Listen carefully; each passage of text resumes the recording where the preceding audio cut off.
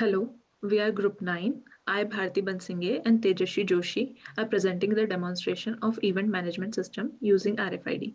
We have created a Easy Events portal where event organizer can add and publish their events and interested users can register for the events they are interested in.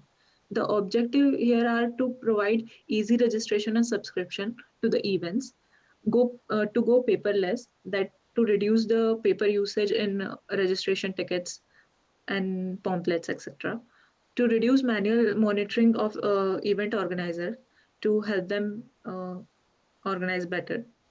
The target audience here is there are two kind of users who can use it. One is event organizers, and second is interested participants who want to register for events.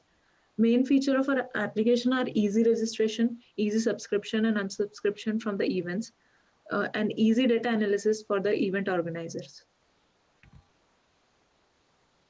Architectural design of Web API. For Web API, we have created separate controllers for each entity. Major functionalities of system are in event controller, user events controller, and authentication controller. Here, all we have written all the get, post, put, and delete methods for adding, deleting events, and for subscription and unsubscription of events for registered users. In authentication controller, it is used for authenticating the user who has registered and to create new users. External services controller, here we have implemented the new existing web services to get weather, to get holiday list, and to send email to registered users. For UML designs, we have created activity diagrams, class diagrams, and use case diagrams. The use case diagrams created for the system shows the activities performed by users as per their role. There are two roles, one is admin and one is normal user, that is participant. Yeah, for use, there are two roles. One is admin and one is user, as said. So admin can log in. He can view and filter the event list. He can view holiday list. He can check weather for event, and he can add, delete event, and see the analysis as per the event type and the count of users who have registered and attended the event. On the other hand, user will do registration. He can log in. He also can view the list of events. He can view holiday list and weather for any event.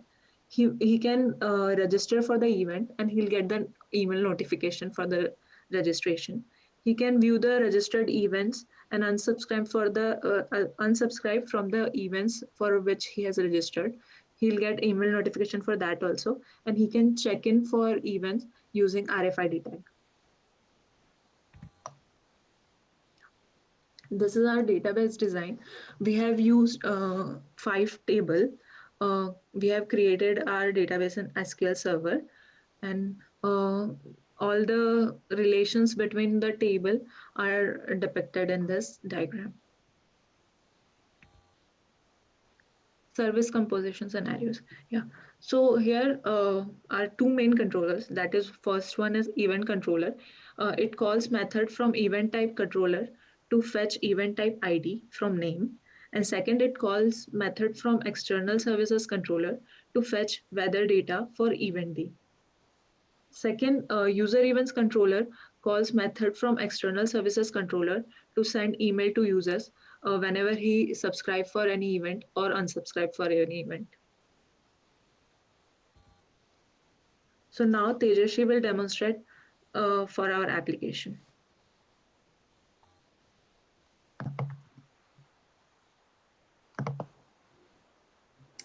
So this is the login page for the Easy Events portal. If user want to use this particular Easy Events application, he need to register. So let's see the registration form. This is registration form where user need to fill all these details: first name, last name, gender, then age, username, password.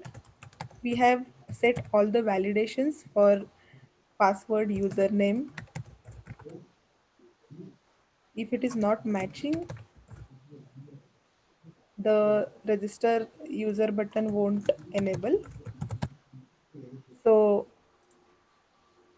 user with this email ID already exists. So let's change it.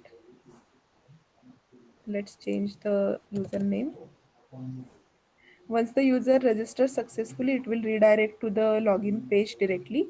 For this application, we have two roles. One role is admin role, that is event management, and second role is for normal participant.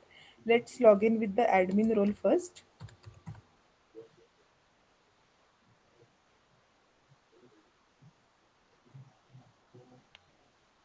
This is the home page for admin where he can see all the events which are created. This is the filter for the event type using which he can filter the events, and using also name he can filter the event. This is the show holiday button where we are showing the holiday list for the year 2020, where for this we have used the existing service. Also he can see the weather on the event day. So I select this event, and if I click on check weather, it will give the weather on that particular day. Then in admin tab, there is a option to add event. So let's go ahead and add a new event. Let's add description, event type, then venue, add date, add timing, and click on create event. So we are getting the successful message. If we go to the home page and if we see, we are able to see the event we have created. Similarly, the second option for the admin is to delete the event. If the event is past, he can't delete that event. If the event is new, then user can delete the event. And if we go on home page, we are not able to see the event. The third is analysis page where user can see the events and the sign up or the registration count for each event. And then also he can choose event here, and when he click on show analysis, he will see the registration count and the actually attended count for that particular event. That's it for the admin. Let's log out, and now let's sign in with the normal user.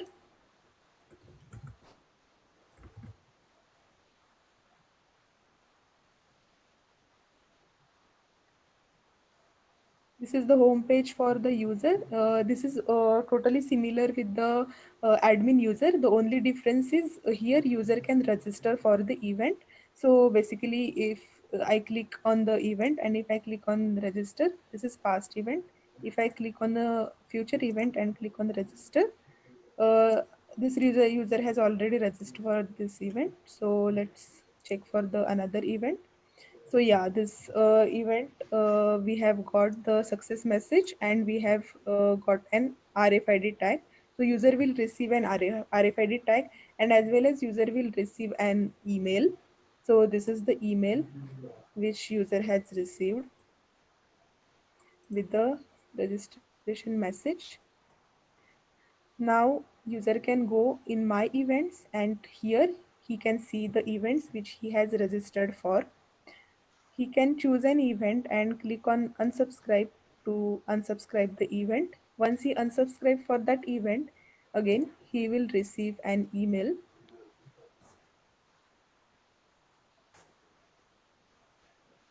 So basically this is user had successfully unsubscribed for the event. User can check in for the event beforehand. So he can just take the RFID and then go in this page, check-in page, and place this RFID and click on the check-in for the event, and the check-in is successful. If the RFID is not valid, and then it will give the proper error. As well as if the event is future, like a week ahead, and if he tries to check in for the event, it will show that you can only check in 24 hours before the event day. That's it for the user functionality. He can log out from the system. Thank you so much.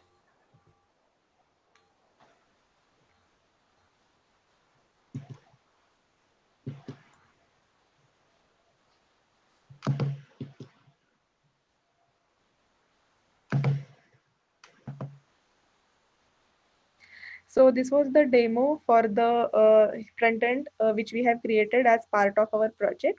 Let's see the future work and challenges. So in challenges, we were facing the challenge to integrate the front end with the web APIs which we have created using .NET Core. And the second challenge was working in a group in this COVID situation and handling the meetings online. Then in future work, the we are planning to integrate the payment functionality for online payment, and then we can add the registration for event organizers as well. And for the event organizers, we can give more facilities to see the analysis of the event. So that's it for the demo. Thank you so much.